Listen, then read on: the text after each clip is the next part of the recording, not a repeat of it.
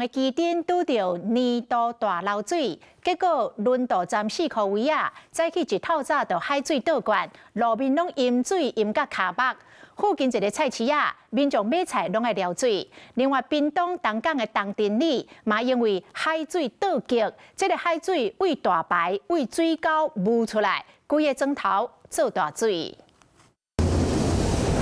规条车路拢全淹水，小市场内的摊商甲买菜的民众拢浸伫积水内底。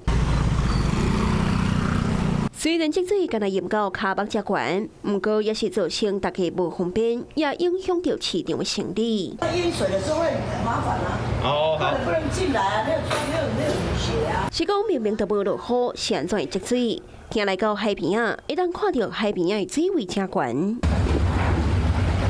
海水冲过爆发，溢出来到大路顶，车路中的碧船也一直在淹水。这是高雄基顶到准头的附近，因为当着年度大漏水，海水倒灌。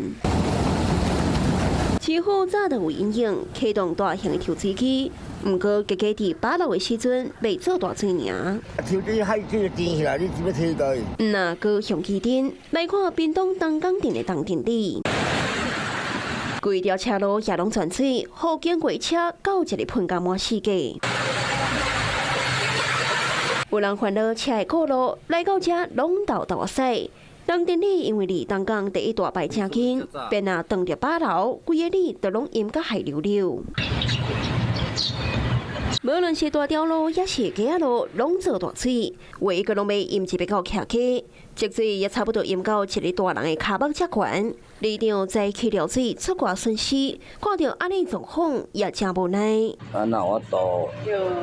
屏东县府已经启动改善的工程，里面拢希望进度会当更较紧的。 中央气象署也提醒，一直到7月27是年度大漏水时期，沿海地区可能会出现海水倒灌的现象。若果当着落雨，急用水的状况可能会更较严重，请沿海地区的民众都爱提高警觉。 Hello， 我是蒋欣梅。想要抢先掌握最及时的新闻资讯吗？赶快订阅、按赞、开启小铃铛，锁定华视新闻 YouTube 频道。